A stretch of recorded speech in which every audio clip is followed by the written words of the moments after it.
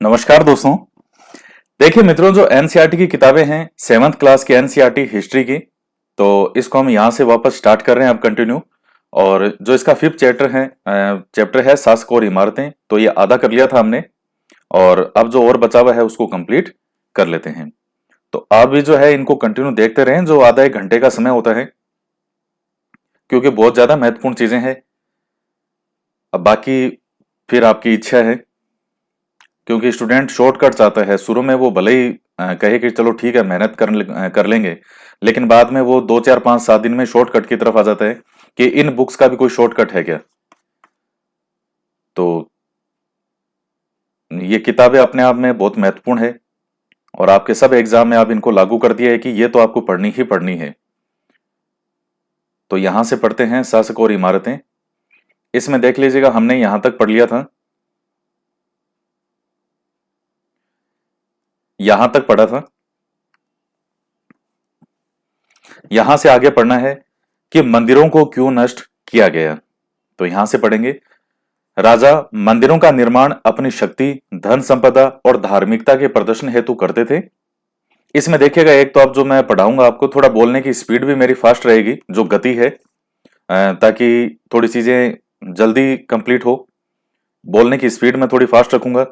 जहां महत्वपूर्ण कोई पॉइंट मुझे लगेगा, वो मैं आपको बताता चलूंगा कि देखिए ये पॉइंट एग्जाम के दृष्टिकोण से महत्वपूर्ण है, क्योंकि एनसीईआरटी की किताबों में फैक्ट कम है। तो स्टूडेंट के सामने भी ये प्रॉब्लम आती है कि कौन सा फैक्ट फिर इसमें से काम का है और कौन सा नहीं है।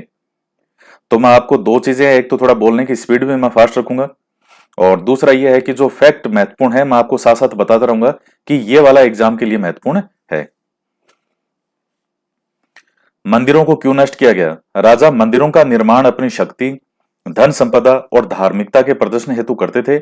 ऐसे में यह बात आश्चर्यजनक नहीं लगती है कि जब उन्होंने एक दूसरे के राज्यों पर आक्रमण किया, तो उन्होंने प्राय ऐसी इमारतों पर निशाना साधा। 9वीं शताब्दी के आरंभ में जब पांड्यन राजा सिरिमर सिरिवल्लभ ने श्रीलंका पर आक्रमण कर राजा सेन प्रथम को पराजित किया, उसने उसके विषय में बौद्ध भिक्षु व इतिहासकार धम्मकीर्ति ने लिखा है कि सारी बहुमूल्य चीजें वह ले गया।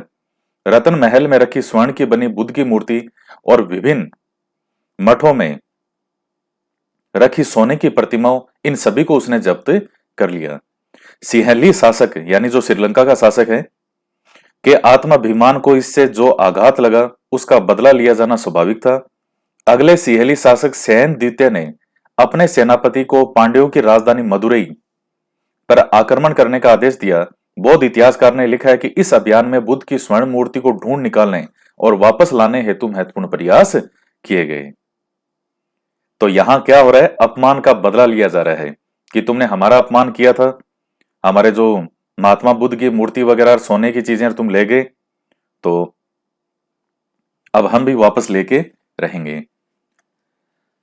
अब देखिए एग्जाम के अकॉर्डिंग चीजें क्या महत्वपूर्ण होती है। मतलब इन किताबों में ऐसी ऐसी कई चीजें हैं, आप कितनी से कितनी बड़ी गाइड और ऑथेंटिक पुस्तक लेना, आपको उनमें वो चीज नहीं मिलेगी। और एक बहुत कड़वा सत्य मैं आपको और बता दूं, अधिकतर किताबों पे ऊपर जितनी भी गाइड आती है, लिखा जरूर होता है आरबीएससी और एनसीईआरटी पर आधारित। अब ये आरबीएससी और एनसीईआरटी पर आधारित ये लिखना आसान है, ये निकालने में बहुत जोर आता है। बहुत जोर आता है इन किताबों से मैटर निकाल करके और फिर देने में। इतना प्रयास जो है वो कोई नहीं करता है। आरबीएससी और एनसीईआरटी पर आधारित है, तो इन किताबों में जो मैटर है, जो फैक्ट है, वो सारे होने चाहिए ना फिर उस गाइड में, लेकिन नहीं होते। इसलिए मैं कह रहा हूं कि इन किताबों की जगह कोई नहीं ले सकता, और ना ही किसी गाइड के अंदर आरबीएससी और एनसीईआरटी की सारी चीजें आ सकती है। तो ये सत्य जो है, इसको समझने का प्रयास करें। आप मार्केट से गाइड खरीदने जाते हो, उसके ऊपर लिखा देखते हो आरबीएससी और एनसीईआरटी पर आधारित संपूर्ण तथ्यों का समावेश। अब ये चलो खैर कोई नहीं, इसलिए मैं कह रहा हूं कि आप मेरे अकॉर्डिंग चला करो बस। तो अब इसमें ध्यान रखने वाला पॉइंट कौन सा है कि पांड्य राजा सिरिमर सिरिवल्लभ, यह फैक्ट ध्यान में रखना है। और श्रीलंका का राजा होता है राजा सेन, सेन प्रथम, इस पर आक्रमण करता। और फिर बाद में सेन द्वितीय जो है श्रीलंका वाला, वो वापस यहां पर आक्रमण करता है। इसी तरह और एक ये देखिएगा चार बाग, मुगल चार बाग शैली, चार बाग, ये चार बाग क्या होता है? मतलब चार बाग आपको दिखाई देते हैं इस तरह से, जैसे ये बने हुए जो हैं। अब ये जो है ये चार बाग है। आप ताजमहल देखने कभी गए हो तो ताजमहल को जब आप देखते हैं दूर से, तो ताजमहल के और आपके बीच में जो एक बाग बना होता है वो चार बाग शैली में ही है वो। आप कभी ताजमहल देखने जाओ तो बहुत अच्छे से गौर कीजिएगा। इधर ये जयपुर के अंदर ही जो महल है ये दुर्ग जो है जयगढ़, जयगढ़ के अंदर जब आप जाते हैं तो वहां देखिएगा, वहां भी चार बाग शैली के अंदर बना हुआ है वो। चूंकि आमेर के जो शासक थे वो मुगलों के साथ थे, तो मुगलों की जो कोई विशेषता थी या शैली थी वो यहां भी हुई। तो चार बाग शैली के अंदर आपको बीच में एक पार्क सा बना हुआ है ऊपर की तरफ, वहां आपको दिख जाएगा वो। तो चार बाग होते हैं इस प्रकार से ये, जैसे ये चार, इस तरह से जो चार बाग बने होते हैं। इस तरह 11वीं शताब्दी के आरंभ में जब चोल राजा राजेंद्र प्रथम ने अपनी राजधानी में शिव मंदिर का निर्माण करवाया था, तो उसने प्राचीन शासकों से जब्त की गई उत्कृष्ट प्रतिमाओं से इसे भर दिया।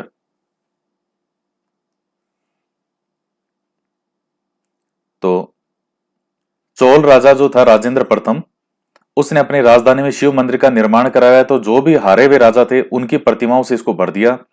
एक अधूरी सूची में निम्न चीजें सम्मिलित थी: चालुक्यों से प्राप्त एक सूर्य पीठिका, एक गणेश मूर्ति, दुर्गा की कई मूर्तियां, पूर्वी चालुक्यों से प्राप्त एक नंदी मूर्ति, उड़ीसा के कलिंगों से प्राप्त भैरव यानी शिव का एक रूप और भैरवी की एक प्रतिमा, और बंगाल के पालों से प्राप्त काली की मूर्ति। तो अब ये एग्जाम के पॉइंट ऑफ व्यू से जो फैक्ट है, ये कोई इतना ज्यादा महत्वपूर्ण आपके लिए नहीं है कि आप सारी याद करने लग जाओ कि दुर्गा की मूर्ति, भैरव की मूर्ति। लेकिन इधर जो है ये आपको पता होना चाहिए कि जैसे शालीमार बाग का सीढ़ीदार चार बाग, तो कश्मीर में लाल महल बारी में चार बाग को तटीय बाग के रूप में अपनाया गया। ये यहां भी चार बाग आपको दिख रहे हैं बने हुए। मतलब समझ लीजिए कि बीच में जैसे पानी का फुहारा हो और इसके चारों तरफ, मतलब इस तरह से चार बाग बने हो, जैसे दिख रहा है ये रहा बीच में यहां, और ये इसकी तरफ ये देखिए इस तरह के चार बाग बने हुए हैं जो दिखने में अलग से दिखते हैं, वो होती है चार बाग शैली। गजनी का सुल्तान महमूद जो गजनवी था वो राजेंद्र प्रथम का समकालीन था। भारत में अपने अभियानों के दौरान उसने पराजित राजाओं के मंदिरों को अपवित्र किया, धन और मूर्तियों को लूट लिया। उस समय सुल्तान महमूद कोई बहुत महत्वपूर्ण शासक नहीं था, लेकिन मंदिरों को नष्ट करके, खास तौर से सोमनाथ का मंदिर, उसने एक महान इस्लामी योद्धा के रूप में श्रेय प्राप्त करने का प्रयास किया। तो आप जानते हैं सोमनाथ पर आक्रमण करता है। मध्ययुगीन राजनीतिक संस्कृति में ज्यादातर शासक अपने राजनीतिक बल, सैनिक सफलता का प्रदर्शन पराजित शासकों के उपासना स्थलों पर आक्रमण करके उन लूट करके करते थे। ये अब सबसे महत्वपूर्ण लाइन आ गई लास्ट में, कि कोई भी राजा जब किसी दूसरे राजा को पराजित करता था तो ये कैसे बताएगा कि हाँ देखो हमने पूरी तरह से इन पे आधिपत्य स्थापित कर लिया, तो वो उनकी आस्था पर चोट करता है। वो जिसको मानते हैं, देवी हो चाहे देवता हो चाहे मंदिर हो, उनको वो उन पे करेंगे तोड़फोड़, उनको नष्ट कर देंगे, मंदिरों को तोड़ देंगे, तो या उनको जो मूर्ति है वो लूट के ले जाएंगे। अब जैसे कई शासक ऐसे में हैं जो क्या करते थे, अब जैसे किसी हिंदू राजा पे आक्रमण किया, जो मध्यकाल के मुस्लिम सुल्तान वगैरह हैं कई,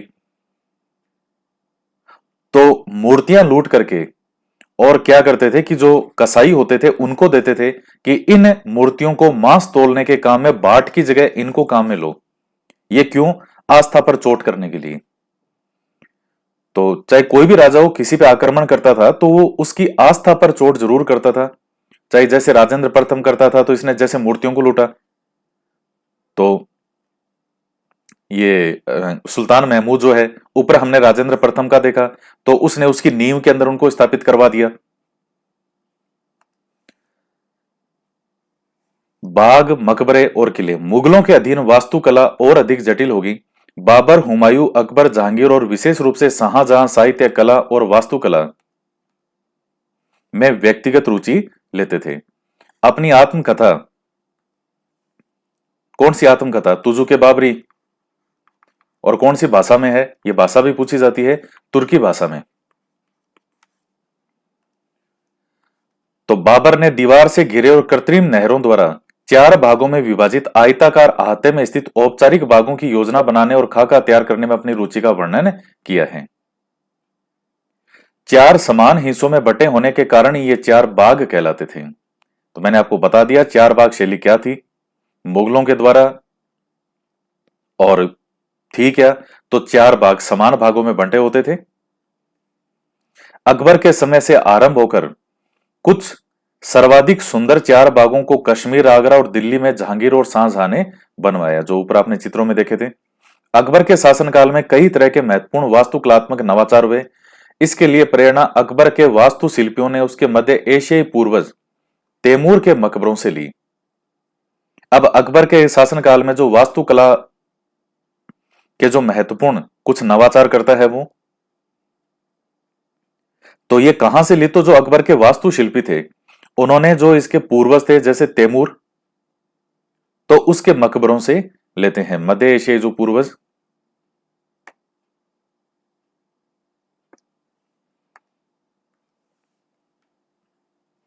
हुमायूं के मकबरे में सबसे पहली बार दिखने वाला केंद्रीय गुंबद, जो कि बहुत ऊंचा था, और ऊंचा मेहराबदार प्रवेश द्वार पिस्तक मुगल वास्तुकला के महत्वपूर्ण रूप से बन गए।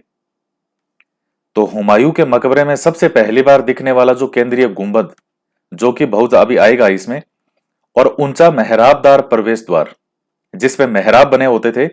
अभी ये जो ये चित्र वगैरह दिख रहे हैं इसमें, ये मेहराब कहते थे इनको।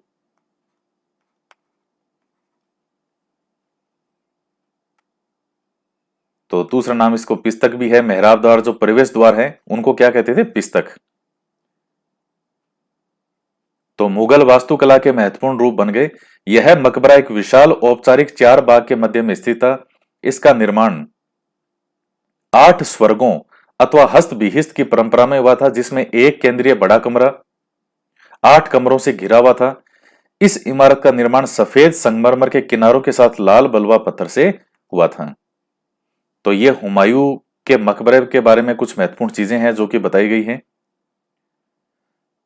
तो क्या क्या चीजें इसमें ध्यान में रखने वाली है? सबसे पहली बार दिखने वाला केंद्रीय गुंबद, जो कि बहुत ज्यादा ऊंचा, और ऊंचा मेहराबदार प्रवेश द्वार। तो प्रवेश द्वार है उसमें मेहराब बने होते थे। और इसके अलावा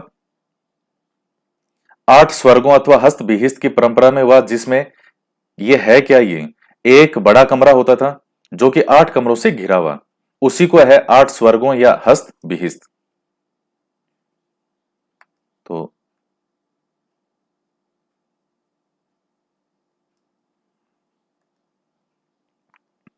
ये देखिए 1562 और 71 के बीच में निर्मित हुमायूं का मकबरा। तो गुंबद ये जो दिख रहे हैं यह है गुंबद, और मेहराब ये जो आपको ये जगह जगह ये जो इस टाइप के ये दिखते हैं, ये इनको मेहराब कहा जाता है।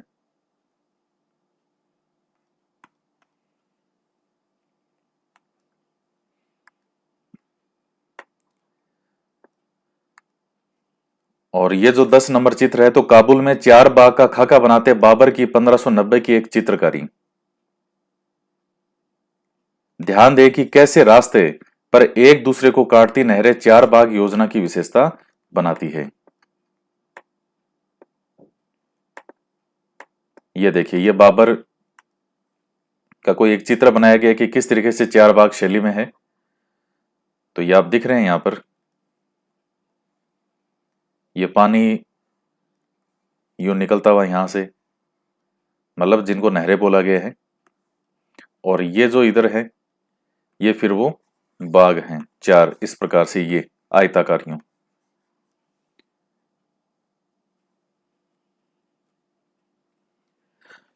उसके बाद है ये एक चित्र बनाया गया है यहाँ पे कि दिल्ली में जो दीवाने आम है उसमें सिंहासन का छज्जा, ये जो आपको दिख रहा है।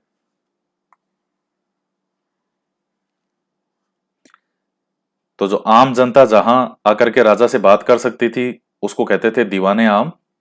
यहां राजा बैठा करता था, इधर जोरखे में। जोरखा क्या मतलब, इस जगह पे। तो इसका निर्माण जो है 1648 में पूरा किया गया था।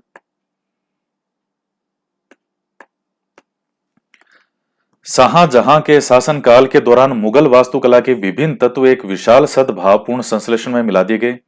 शाहजहां के शासन में अनवरत निर्माण कार्य चलते रहे, विशेष रूप से आगरा और दिल्ली में। सार्वजनिक और व्यक्तिगत सभा हेतु समारोह कक्षों, दीवाने खास अथवा दीवाने आम की योजना बहुत सावधानी पूर्वक बनाई जाती थी। देखिए, दीवाने आम तो आम जो जनता है उससे राजा बात कर सकता था, और कुछ व्यक्तिगत सभाएं होती थी उसके लिए पर्टिकुलर होते दीवाने खास, वो जो जगह होती थी। इन दरबारों का वर्णन एक विशाल आंगन में स्थित 40 खंभों के चीहिल सुतन अथवा सभा भवन के रूप में ही हुआ है। तो अब जो पूरा ये भवन है इसे क्या कहा जाता था? चीहिल सुतन या सभा भवन। तो इस सभा भवन का ही ये नाम है, ये टर्म आप ध्यान में रखिए इसमें। अब इसमें देखिए काम में रखने वाली, आपके ध्यान में रखने वाली बातें कौन सी है। जैसे ये शाहजहां के काल में, अब थोड़ा सा दीवाने आम और दीवाने खास के बारे में, और फिर ये 40 खंभों का चिहिल सुतन अथवा सभा भवन। शाहजहां के सभा भवन विशेष रूप से मस्जिद से मिलते जुलते बनाए गए थे। उसका सिंहासन जिस मंच पर रखा जाता था उसे प्राय किबला, नमाज के दौरान मुसलमानों के सामने की दिशा कहा जाता था। तो वो जो मंच है उसको किबला कहते थे। जिस समय दरबार चलता था उस समय प्रत्येक व्यक्ति उस ओर ही मुंह करके बैठता था। इस वस्तुकलात्मक अभिलक्षणों के द्वारा ही राजा को पृथ्वी पर ईश्वर के प्रतिनिधि के रूप में व्यंजित किया जाता था। तो इसमें जो ध्यान में रखने वाली बात है कि सिंहासन जिस मंच पे रखा जाता था उस मंच को कहते थे किबला। अब इसमें यह पॉइंट आपके ध्यान में रखने वाला है। उसके बाद आता है राजकीय न्याय और शाही दरबार के मध्य संबंध पर। शाहजहां द्वारा दिल्ली के लाल किले में अपने नवनिर्मित दरबार में बहुत बल दिया गया। बादशाह के सिंहासन के पीछे पित्रादुरा के जड़ाऊ काम की एक श्रृंखला बनाई गई थी, जिसमें पौराणिक यूनानी देवता आर्फियस को वीणा बजाते हुए चित्रित किया गया। तो पित्रादुरा क्या होता है? पित्रादुरा शैली, ये एग्जाम में अक्सर पूछा जाता है, एक लोकप्रिय प्रश्न है ये, चाहे यूजीसी नेट हिस्ट्री हो चाहे आरपीएससी हो, कि जो उत्कीर्णित संगमरमर अथवा बलवा पत्थर पर जो रंगीन और ठोस पत्थरों को दबा करके बनाए गए जो सुंदर कार्य होता है, अलंकृत जो बनाया गया नमूना होता है, उसी को हम क्या कहते हैं, कौन सी शैली कहते हैं? पित्रादुरा शैली। तो एक तो पहले से ही मार्बल है वो संगमरमर और या बलवा पत्थर, और उस पर भी फिर रंगीन और ठोस पत्थरों को दबाकर, तो वो कितना सुंदर लगता है वो देखने में। अब ये चीजें देखिए लाइव देखने की है। अब मैंने ये लाल किले दिल्ली के हो, दिल्ली का लाल किला है, आगरा वाला है, और चाहे ये मकबरा हो हुमायूं का मकबरा, चाहे जो भी शासक हैं दूसरे, आगरा के पास में ही जब आप जाते हैं, आगरा से 20-25 किलोमीटर दूरी मकबरा बना हुआ है अकबर का। तो ये जो कौन सी जगह है? सिकंदरा, अकबर का मकबरा है, आगरा से 20-25 किलोमीटर दूरी है, ज्यादा दूर नहीं है। तो अब ये सारी चीजें जो है ये मैंने देख रखी है, तो मुझे तो देखते ही क्लियर हो जाता है कि हाँ ये वो चीज है। तो अब आपके क्या, जैसे कईयों ने जैसे मान लो कभी ये चीजें बाहर निकले नहीं, या जैसे इस तरह की चीजें कभी देखी नहीं, लाइव जाकर के इनको प्रत्यक्ष रूप से देखना, और प्रत्यक्ष रूप से देखने भी जाओ तो वहां गाइड जरूर करना, चाहे आपको कितना ही नॉलेज हो, क्योंकि वो वहां की आपको, आप चूंकि इन पे लिखा कुछ होता नहीं है वहां पे, तो गाइड जो होता है वो आपको सारी चीजें ढंग से बता देता है कि ये देखिए पित्रादुरा शैली है। कि क्या होता है कि साहब इसमें जो मार्बल होता है उसके ऊपर जो रंगीन पत्थर है उनको दबा के, और इनका जो है ये जड़ाऊ का काम होता था। तो गाइड बहुत सी ऐसी चीजें भी बताता है जो, हालांकि वो बहुत सारी तो झूठ भी बताता है वो। अब मुझे तो पता चल जाता है कि ये तो चीज है ही नहीं, ये अपनी तरफ से झूठी जोड़ के बता रहे हैं, लेकिन फिर भी हमें तो जो सच है, जो सही चीजें हैं, काफी कुछ सीखने को मिले, उससे मतलब है। बंद घड़ी भी जो होती है वो भी 2 बार सही समय तो बताती बताती है, चाहे बंद घड़ी हो। तो जो हमारे काम की चीज हो, जहां से कुछ भी सीखने को मिले, वो सीख लेना चाहिए, चाहे हमें खुद को कितना ही आता हो। तो ये मुझे तो चीजें बड़ी अच्छी लगती है पढ़ाने में। अभी ये सब मैंने देख रखे हैं, ये सारी शैलियां जो है, ये लाल किले और ये मकबरे वगैरह सारे। अब ये जैसे फतेहपुर सीकरी, आप उसको देखने जाओ, आपको वास्तव में सारी चीजें, एक एक चीज आप कितनी गहराई से उनको देखोगे तो इंसान को याद रहती है हमेशा। ऐसा माना जाता है कि आरपीएस का संगीत आक्रामक, जानवरों को भी शांत कर सकता है, और वे शांतिपूर्वक एक दूसरे के साथ रहने लगते हैं। शाहजहां के सार्वजनिक सभा भवन का निर्माण यह सूचित करता था कि न्याय करते समय राजा ऊंचे और निम्न सभी प्रकार के लोगों के साथ समान व्यवहार करेगा और सभी सद्भाव के साथ रह सकेंगे। शासन के आरंभिक वर्षों में शाहजहां की राजधानी आगरा में थी। इस शहर में विशिष्ट वर्गों ने अपने घरों का निर्माण यमुना नदी के तटों पर करवाया था। अब आरंभिक वर्षों में शाहजहां की राजधानी कौन सी थी? आगरा थी। और बाद में जैसे औरंगजेब आता है तो फिर वो दिल्ली से संचालित करेगा अपना।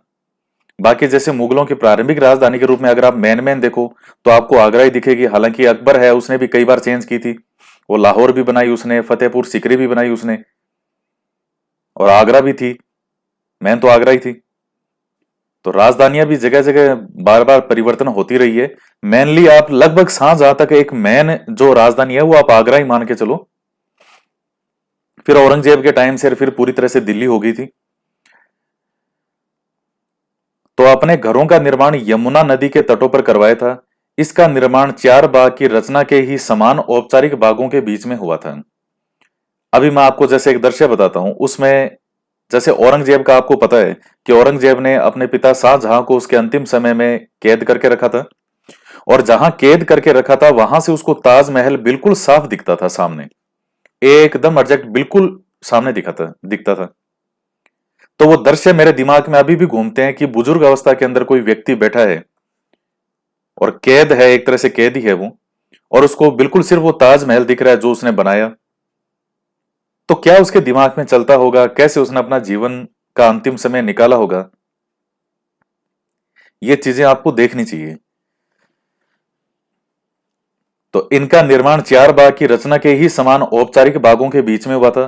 4 बाग की योजना के अंतर्गत ही अन्य तरह के बाग भी थे जिन्हें इतिहासकार नदी तट के बाग कहते हैं। इस तरह के बाग में निवास स्थान 4 बाग के बीच में स्थित ना होकर नदी तटों के आसपास बाग के बिल्कुल किनारे होता था। अभी एक पॉइंट मिल गया आपको इसमें। अब यह पॉइंट महत्वपूर्ण है।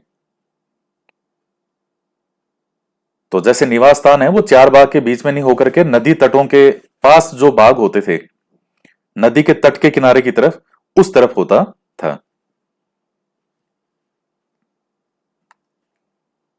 तो जो विशिष्ट वर्ग थे उन्होंने अपना घरों का निर्माण यमुना नदी के तटों पर ही करवाया था।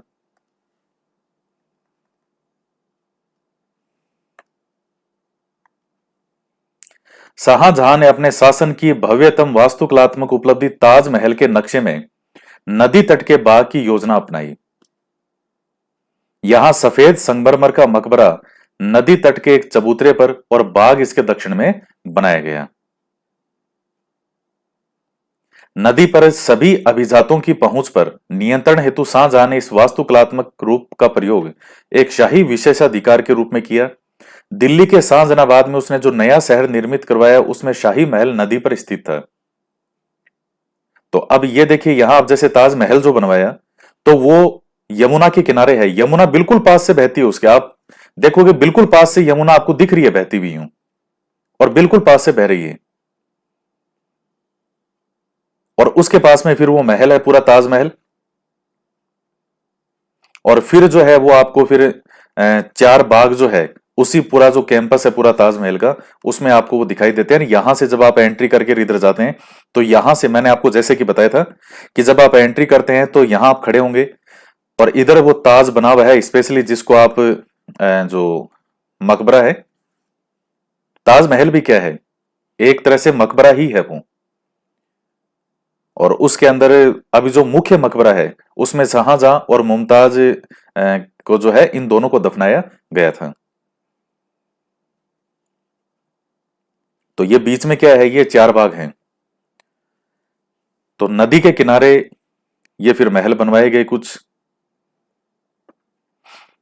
ये देखिए, आगरा का ताजमहल जिसका निर्माण 1643 में पूरा हुआ। अब ये आपको ताज दिख रहा है और इतना सफेद है ये। तो ये है क्या, ये एक मकबरा ही है ये। और यहां जो इसके अंदर वाला भाग है, इस जगह से ये जो मैं लाल डॉट लगा रहा हूं बीच में, यहां पर मुमताज और शाहजहां जो है उन दोनों की कब्रें है। और ये जो आप दिख रहे हैं यहां पे, ये पूरे चार बाग हैं ये।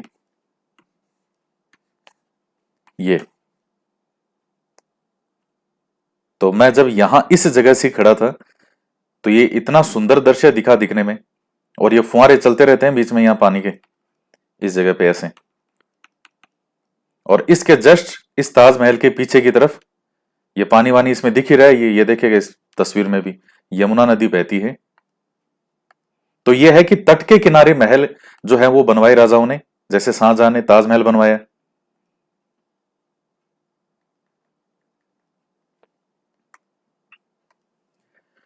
आगरा शहर में नदी तट के बाग के नक्शे का पुनर्कल्पित दृश्य। ध्यान दें कैसे यमुना के दोनों तटों पर अभिजातों के बाग महल स्थित हैं। ताजमहल बाईं ओर है। चित्र 15 में दी गई दिल्ली में शाहजहानाबाद की योजना से आगरा की योजना की तुलना करें। अब ये यही दिखा रहा है कि कैसी यमुना नदी बह रही है ये देखिए इस प्रकार से।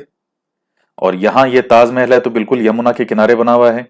और जो अभिजात्य वर्ग से मतलब होता था, जो पैसे वाले लोग होते थे, बड़े अमीर वर्ग में जो आते थे, जैसे मुकेश अंबानी टाइप जो कई लोग होते थे, तो उस टाइम भी थे तो सही सारे।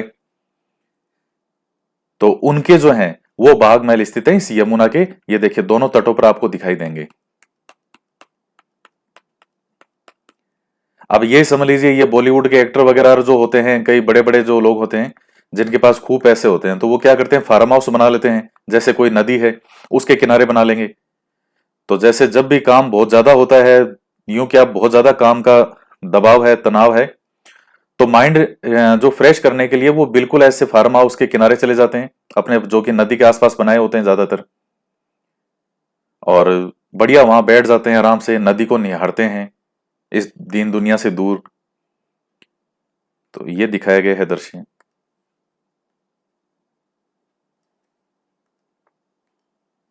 और ये शाहजहानाबाद वाला है दिल्ली में जो नया नगर। तो ये भी देखिए, ये यमुना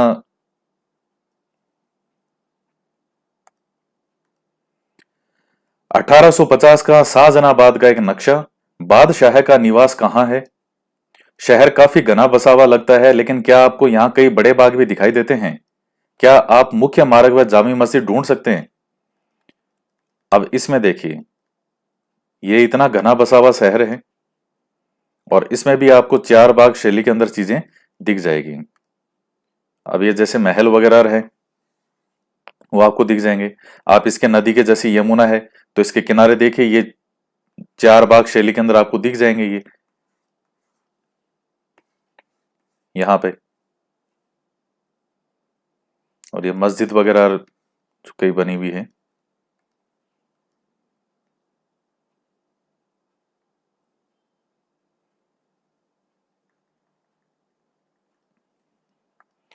इसके बाद में है कि उसके बड़े बेटे, किसके बड़े बेटे, शाहजहां के बड़े बेटे दारा शिकोह को नदी तक पहुंच मिली थी। अन्य सभी को अपने घरों का निर्माण यमुना नदी से दूर शहर में करवाना पड़ता था।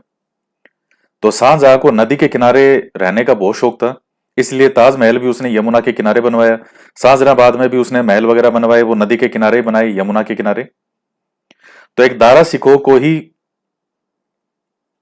जो है ये थी इजाजत नदी तक। बाकी जो सभी लोग अपना निर्माण कहां से करवाएंगे, यमुना नदी से दूर शहर में। और दारा सिकोह को जो शाहजहां का विशेष प्यार भी बहुत ज्यादा था दारा सिकोह से। दारा सिकोह को लघु अकबर कहते थे। तो शाहजहां का सबसे बड़ा बेटा और सबसे प्रिय बेटा। और औरंगजेब की जगह अगर देखिए, अगर दारा सिकोह बनता जितना मैंने इनका अध्ययन किया है सबका, दारा शिकोह अगर शासक बनता और जैसे औरंगजेब 50 साल रहा, वैसे दारा शिकोह भी अगर 50 से 1 साल रह जाता, तो हिंदुस्तान शायद 100-150 साल और तक गुलाम नहीं होता। क्योंकि औरंगजेब के समय तक कैसे करके काम चलता रहा, लेकिन जो मुगल साम्राज्य अंदर ही अंदर से खोखला होता गया, वो औरंगजेब के समय होना शुरू हो चुका था। तो कहां वो 1657-58 से लेकर के और 1707 में औरंगजेब की मृत्यु हो गई, तो औरंगजेब जिया भी बहुत। और औरंगजेब के अंदर आप वैसे अगर निजी रूप से देखोगे, तो औरंगजेब में कोई ऐब नहीं था। ये शराब, ये जैसे चीजें, ये जैसे रानियां बहुत सारी होना, ये जो कई तरह की चीजें थी, सादा जीवन जीता था, जो कुरान की आयतें और टोपियां लिख करके, टोपियां बना करके और उनको मार्केट में भिजवाता था और उनसे अपना जीवन यापन करता था। तो निजी जीवन बहुत सादा था, लेकिन एक ही समस्या थी कि सबको साथ लेकर के नहीं चला। तो राजा तो वही होता है जो सबको साथ लेके चले। जो सारे धर्म के लोग रहते हैं नगर में, कुछ इस तरह की नीतियां ना बनाए कि आप देखिएगा जो अकबर के समय, चाहे कोई से भी हो, सिख हो, राजपूत हो, जाट हो, सब जाति के लोगों ने, सब धर्म के लोगों ने अकबर का साथ दिया था। क्योंकि अकबर की जो नीतियां थी, धार्मिक नीति उसकी ऐसी थी, जो सुलहकारी नीति, कि किसी के साथ हमें कुछ चला करके किसी के धर्म पर आघात नहीं करना है। शुरू में अकबर ने किया था अपने जीवन में, लेकिन उसके बाद में धीरे धीरे अकबर को यह समझ में आ गया था कि इस तरीके से शासन कभी नहीं हो सकता। यहां राजपूत जैसी जातियां जो है, अगर प्रेम और स्नेह से रखो, तो वो आपके लिए जान भी दे देगी, और अगर आप उनके धर्म पर आघात करोगे, तो फिर आपके लिए समस्या खड़ी हो जाएगी। तो अकबर ने ये बैठ के सोचा, अकबर को लगा कि हाँ, बात है तो ये दम वाली। तो ये जो चीजें थी, तो दारा शिकोह अगर हिंदुस्तान का शासक बनता, तो निश्चित रूप से बहुत लाभ मिलता हिंदुस्तान को। क्षेत्र और साम्राज्य, 8वीं और 18वीं शताब्दियों के बीच जब निर्माण संबंधी गतिविधियों में बढ़ोतरी हुई, तो विभिन्न क्षेत्रों के बीच विचारों का भी पर्याप्त आदान प्रदान हुआ। एक क्षेत्र की परंपराएं दूसरे क्षेत्र द्वारा अपनाई गई। और इस दारा शिकोह के साथ तो औरंगजेब ने किया भी बहुत बुरा था। इसको नग्न करवा करके, जब इसको जिंदा पकड़ लिया दारा शिकोह को, सारे युद्ध वगैरह समाप्त हो गए, तो नग्न इसको पकड़वा करके एक पागल हाथी पर इस तरह से बिठवा करके और पूरे नगर में जो है इसको घुमाया गया दारा शिकोह को, और लास्ट में इसको जो है सजाए मौत सुनवा दी गई कि ये जो है ये धर्म का विरोधी है, इस्लाम का विरोधी है। क्योंकि दारा शिकोह की जो कुछ अच्छी बातें थी कि इसने उपनिषदों का और इन जैसे ग्रंथों तक का अनुवाद कर लिया था, उनका अध्ययन किया हुआ था। तो इन्हीं बातों को औरंगजेब ने अपना हथियार बनाया सबके बीच में, और जो मुस्लिम धर्म गुरु थे उनके माध्यम से एक धर्म का विरोधी इसको घोषित करवा दिया और आरोप सिद्ध भी करवा दिया कि ये दारा शिकोह जो है ये इस्लाम विरोधी है। और फिर लास्ट में जो है इसको फांसी की सजा दे दी जाती है, फांसी दे दी जाती है। उदाहरण के लिए विजयनगर में राजाओं की गजशालाओं पर बीजापुर और गोलकुंडा जैसी आसपास की सल्तनतों की वास्तुकलात्मक शैली का बहुत प्रभाव पड़ा। अब ये विजयनगर साम्राज्य आप दक्षिण भारत में आप देखते हैं, तो जैसे बीजापुर और गोलकुंडा जैसी जो आसपास की सल्तनतें थी, तो उनकी वास्तुकला शैली का बहुत प्रभाव पड़ेगा। और जो गजशालाएं हैं, ये बीजापुर और गोलकुंडा जो एक ऐसी थी मुस्लिम रियासतें थी, और विजयनगर साम्राज्य दक्षिण भारत में एक बहुत महत्वपूर्ण साम्राज्य था। मथुरा के निकट स्थित वृंदावन में बने मंदिरों की वास्तुकलात्मक शैली फतेहपुर सीकरी के मुगल महलों से बहुत मिलती जुलती थी। तो विशाल साम्राज्यों के निर्माण ने विभिन्न क्षेत्रों को उनके शासन के अधीन ला दिया। इससे कलात्मक रूप और वास्तुकलात्मक शैलियों के पर संचयन में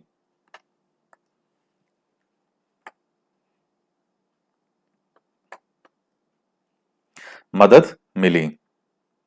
अब ये इधर एक चित्र है कि वृंदावन में गोविंद देव जी के मंदिर का अंदरूनी भाग 1590। इस मंदिर का निर्माण लाल बलुआ पत्थर से हुआ था। 2-4 में से प्रतिच्छेदी मेहराबों पर ध्यान दें, जिनके इसकी ऊपरी भीतरी छत का निर्माण किया था। वास्तुकला की यह शैली उत्तरी पूर्वी ईरान, खुरासान से आई और फतेहपुर सीकरी में इसका प्रयोग किया गया था। और ये मंदिर बनाया किसने था वृंदावन में गोविंद देव जी का? तो ये तो बहुत सिंपल सा प्रश्न है, आपको पता होना चाहिए, मान सिंह के द्वारा। अकबर के साम्राज्य को संभालने में एक बहुत बड़ा आधार था मान सिंह का, तो ये ध्यान रखिएगा। और ये जो कह रहे हैं कि प्रतिच्छेदी मेहराबों पर, मतलब ये जो अर्ध मंडलाकार आकृति होती है, जो आपको वो चित्रों में भी दिखाई थी, ये यही तो होता है मेहराब। ये जो इस तरह की जो एक बनावट होती है, ये यूं इस तरह की बनावट। तो चूंकि मुगल स्थापत्य का प्रभाव आएगा, अब मान सिंह चूंकि बहरमल से ही ये मुगल साम्राज्य में चले गए थे 1562 से, तो 1562 से आप 1590 का समय देख लीजिए। बहरमल के बाद में बहरमल का बेटा है भगवंत दास, वो भी हो गया। भगवंत दास के बाद में उसका बेटा है मान सिंह। तो मुगल स्थापत्य का प्रभाव तो आएगा यहाँ पे। और अकबर ने मान सिंह को, ऐसी कोई जगह नहीं है जहां भेजा नहीं हो। वो अफगानिस्तान से उधर से लेकर के और पूरा उधर इसने बंगाल और उड़ीसा और बिहार, कोई सी जगह नहीं छोड़ी। तो प्रभाव आएगा उसमें। मुगल शासक अपने भवनों के निर्माण में क्षेत्रीय वास्तुकलात्मक शैली अपनाने के विशेष रूप से दक्ष थे। उदाहरण के लिए बंगाल में स्थानीय शासकों ने छप्पर की झोपड़ी के समान दिखने वाली छत का निर्माण करवाया। तो जो बंगाल के स्थानीय शासक हैं, जैसे छप्पर की झोपड़ी होती है, तो उसके समान दिखने वाली छत का निर्माण करवाया। मुगलों को यह बांग्ला गुंबद, अध्याय 9 में ये आगे और आएंगे, इतना पसंद आया कि उन्होंने अपनी वास्तुकला में इसका प्रयोग किया। अन्य क्षेत्रों का प्रभाव भी स्पष्ट था। अकबर की राजधानी फतेहपुर सीकरी की कई इमारतों पर गुजरात और मालवा की वास्तुकलात्मक शैलियों का प्रभाव दिखता है। तो अब देखिए, आपके ध्यान में रखने वाली चीजें जो है वो कौन सी है। अब जैसे मान सिंह वाली है, ये वृंदावन में 1590 में इसने गोविंद देव जी का मंदिर बनवाया। इसके अलावा जैसे ये पॉइंट हो गया कि बंगाल के जो स्थानीय शासक थे, उन्होंने छप्पर की झोंपड़ी के समान दिखने वाली छत का निर्माण करवाया। अब ये पॉइंट हो गए। और मुगलों को यह बांग्ला गुंबद, मतलब जो ये बंगाल वालों ने बनाया था, इसलिए इसको बांग्ला और छप्पर की झोपड़ी के समान दिखने वाली जो छत है, तो गुंबद जो है वो पसंद आता है, फिर वो भी इसका भी प्रयोग करते हैं। 18वीं शताब्दी में मुगल शासकों की सत्ता के धूमिल होने के बाद भी उनके आश्रय में विकसित वास्तुकलात्मक शैली निरंतर प्रयोग में रही और अन्य शासकों ने जो भी स्वयं के स्थापित प्रयास किए, राज्य के यह शैली अपनाई। तो देखिए, वास्तुकला, स्थापत्य कला तब बाहर निकल के सामने आती है, तब बेहतरीन तरीके से इसका निर्माण होता है, जब एक स्थायी शासन हो एक लंबे समय तक। अब आप कोई शासक मान लीजिए, शासन के अंदर कोई स्थिरता नहीं है, आज किसी का आक्रमण है, आज किसी का आक्रमण है, तो एक राजा जिंदगी भर युद्धों में ही उलझा रहेगा। एक अच्छा विशाल साम्राज्य हो, अच्छे उसके पास सेनापति हो, मान सिंह जैसे, राय सिंह जैसे, जो बीकानेर का था राय सिंह, तो ऐसे ईमानदार वफादार सेनापति हो, कहीं भी भेजना हो तो उनको भेज दे और आराम से बैठ करके और इन्हीं चीजों पे ध्यान लगाए कि आज ये बनवाए, आज इस चीज का निर्माण करो, तब ये निर्माण और स्थापत्य कला जो है वो हमारे सामने निकल के आती है।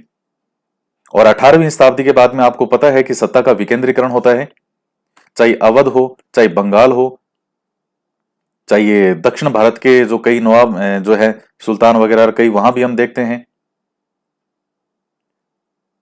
तो मैसूर हो, तो लगभग जो है वो सब राज्य जो कि पहले अधीन थे मुगल सत्ता के, अब उन्होंने अपने आप को स्वतंत्र करने का प्रयास कर दिया, क्योंकि केंद्र जब भी कमजोर होगा तो उसके अधीन जो राज्य हैं वो हमेशा मजबूत होंगे और धीरे धीरे अपने आप को स्वतंत्र बनाने का प्रयास करेंगे। और आज भी आप हिंदुस्तान के अंदर देख लीजिए, हमारा जो संविधान है, हम उसको कहते हैं संघवाद, फेडरलिज्म। भले ही हमारे हिंदुस्तान के अंदर संविधान में केंद्र और राज्यों की शक्तियों का बंटवारा है कि केंद्र की ये शक्तियां हैं, राज्य की ये शक्तियां हैं, लेकिन फिर भी जो डोमिनेट टाइप शक्तियां हैं वो केंद्र के पास ही है।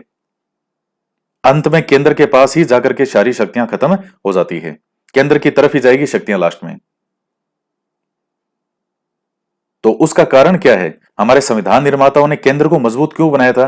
कि कल को कोई राज्य अपने आप को इतना मजबूत नहीं बना ले कि वो ये कहते कि साहब हम तो आज से हिंदुस्तान से स्वतंत्र हैं, हमारी तो अलग ही सरकार है। भाई किसी का आप जैसे मान लीजिए कोई सांड है, इस सांड को जब तक आपने एक खूंटे से, मजबूत खूंटे से बांध रखा है तब तक तो ठीक है। तब तक सांड आपकी हर चीज में हाँ में हाँ मिला रहा है। आपने उसको चारा डाला, सांड का हाँ बहुत मीठा है चारा, पानी पिलाया हाँ बहुत मीठा पानी है। लेकिन जो ही आपने वो डोर कमजोर कर दी और वो सांड अगर आपसे अधिक शक्तिशाली है, तो धीरे धीरे क्या होगा, अब वो बगावत पे उतर जाएगा और हो सकता है एक दिन खूंटा तुड़ा के भाग जाए और बिल्कुल आपको मारने पर उतारू हो जाए।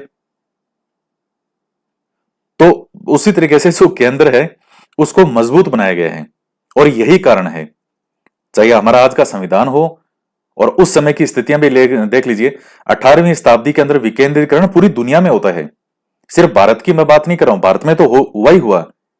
पूरी दुनिया के अंदर वो एक विकेंद्रीकरण का समय आता है जब पूरी दुनिया के अंदर बहुत से राज्य स्वतंत्र हुए अपनी केंद्रीकृत सत्ता से। और भ्रष्टाचार का जो युग था वो वहां से ऐसा बोलबाला हुआ उसका कि पूरी दुनिया उस वक्त भ्रष्ट माहौल से जो है वो परेशान हो गई।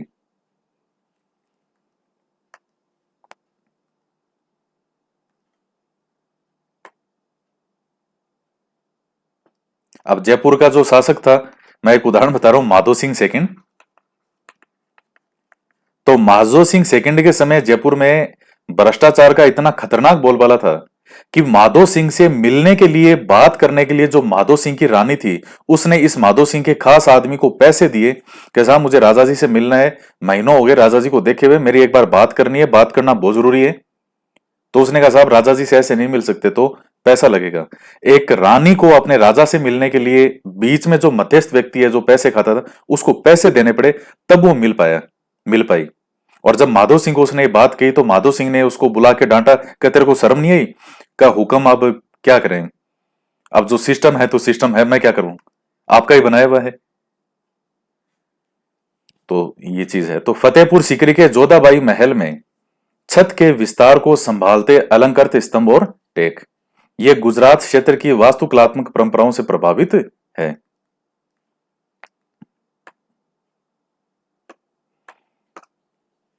तो ये है।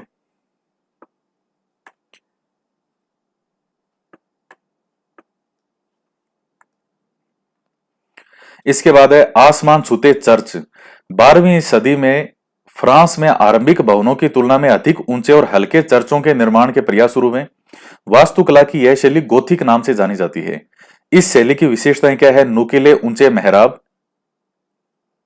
और रंगीन कांच का प्रयोग, जिसमें प्राय बाइबल से लिए गए दृश्यों का अंकन है, और उड़ते हुए पुश्ते। दूर से ही दिखने वाली ऊंची मीनारें और घंटी वाले बुर्ज बाद में चर्च से जुड़े। इस वास्तुकलात्मक शैली के शीर्ष गया तो पेरिस का नॉटर-डेम चर्च है। अब ये कोई आपके लिए कोई इतना महत्वपूर्ण नहीं है, बस ये ध्यान रख लीजिएगा कि ये गोथिक शैली, ये आपसे पूछ सकता है, बाकी तो अब ये इतनी विशेषताएं हैं ये कोई नहीं पूछता। ये गोथिक शैली किससे संबंधित है? चर्च के अंदर जो प्रयोग की जाती थी उससे संबंधित है, जिसमें ये चीजें होती थी।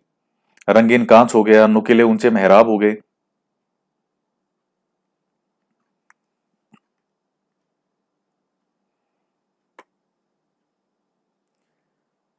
तो ये वाला चैप्टर जो है ये आपका कंप्लीट होता है, और नेक्स्ट चैप्टर के अंदर हम और आगे इनको कंटिन्यू करेंगे। तो आप भी जो है वो मेरे साथ साथ इनको देखते रहें, पढ़ते रहें। आप जब देखते हैं तो देखिए, अभी चूंकि मेरे पास भी एक सेकंड का भी समय नहीं है सुबह से रात तक, और अगर आप कंटिन्यू देखेंगे तो मुझे भी अच्छा लगता है बनाना। और इनको पढ़ना देखिए जरूरी है, ये चीज आप दिमाग में रख लीजिए, इन किताबों को पढ़ना जरूरी है। बाकी फिर आप पर है, 1 घंटा आप अगर खुद भी पढ़ेंगे तो भी आपको ये पढ़नी है। तो मेरे साथ साथ अगर आप एक बार पढ़ते हैं तो सुनी हुई, देखी हुई चीजें ज्यादा समय तक याद रहती है। सबसे बड़ा फर्क यही होता है, खुद जब हम पढ़ते हैं और एक हम किसी को सुनते हैं। भाई मैं कोई क्या इसमें ऐसा स्पेशल आपको पढ़ा रहा हूं, ऐसा कोई स्पेशल इसमें कुछ भी मैं अलग से कुछ नहीं है। ठीक है, थोड़ी बहुत चीजें एक्स्ट्रा कुछ होती है तो मैं बता देता हूं साथ में, या कोई अक्षर कोई है तो उसको समझा दिया। बाकी इसके अलावा और कुछ मैं एक्स्ट्रा तो इसमें नहीं कर रहा कुछ, कि मैं इसको जो मेन शासक और इमारतें हैं तो इसको मैं जैसे जो आरएस लेवल या यूपीएससी लेवल पे जो मुगल स्थापत्य है वही मैं आपको लेके बैठ जाऊं इन किताबों में, तो फिर एनसीईआरटी का मतलब ही क्या रहा। लेकिन यह है कि ठीक है, एक रेगुलरिटी बनी रहती है आपकी भी, और आप साथ में सुनते हो पढ़ते हो, तो आपके दिमाग में जो चीज आई है अब आप उसको नोटबुक में अपनी एनसीईआरटी किताब में पढ़ लो, और जो मेन मेन पॉइंट है उनको सबको लाइन खींच लो, यूं ये पॉइंट ये पॉइंट ये पॉइंट, इस प्रकार से यूं कर लो। मेन जो कोई ज्यादा पॉइंट हो उसको गोला कर लिया, ये वाला ये वाला ये पॉइंट, इस तरीके से आपके मेन मेन जो उसमें आ जाएगा। और एनसीईआरटी की जो टेट सीरीज है उसमें मैंने इसी तरह से जो मेन मेन पॉइंट है वही छांट करके और उनको क्वेश्चन के रूप में बनाया है। लगभग 1200 के आसपास क्वेश्चन बने, इससे ज्यादा नहीं बने। उसमें कई स्टूडेंट ने ले रखे, कहते हैं सर इसमें क्वेश्चन किसी चैप्टर में 4 हैं, तो अब किसी चैप्टर में आप 4 ही बनेंगे। जैसे पॉलिटी के अंदर क्वेश्चन बहुत ही कम बने हैं, सिर्फ थ्योरी टाइप है, कोई उसमें फैक्ट इतना खींच के भी 3-4 फैक्ट से ज्यादा किसी चैप्टर में नहीं बना, तो जबरदस्ती उसमें दूसरे एग्जाम में वे क्वेश्चन रखने का कोई मतलब नहीं। फिर किसी चैप्टर में से, अब इस चैप्टर में से कई कई चैप्टर में से 40-40 45-45 क्वेश्चन बने हैं, तो वो जो फैक्ट होंगे तो वहां बनेंगे। अब जिस चीज चैप्टर में फैक्ट ही नहीं है तो वहां कैसे बनेंगे वो। तो आप इन किताबों को एक साथ मेरे साथ कंप्लीट कर लीजिए, फिर खुद एनसीईआरटी की किताब से इनको पढ़ें, और फिर टेस्ट सीरीज आप लेना चाहें तो टेस्ट सीरीज लेकर के वहां उस चैप्टर से संबंधित उन क्वेश्चन को सोल्व करें। एक चैप्टर में से किसी में 10 प्रश्न है, किसी में 15, किसी में 20। हिस्ट्री और ज्योग्राफी में क्वेश्चन खूब है, पॉलिटी में कई चैप्टर में बहुत ही कम है। तो वो जब आप अच्छे से उनको देख लेते हैं, क्वेश्चन सोल्व कर लिया आपने, तब जाकर के आपकी वो चीज तैयार हुई है। खाना बनाने का भी एक सिस्टम होता है, उसी तरीके से खाना स्वाद बनता है, अच्छा बनता है, वही सिस्टम यहां है। हर चीज का एक सिस्टम है। तो इस वीडियो के अंदर इतना ही, तो मिलते हैं नेक्स्ट वीडियो में। जय हिंद, जय भारत।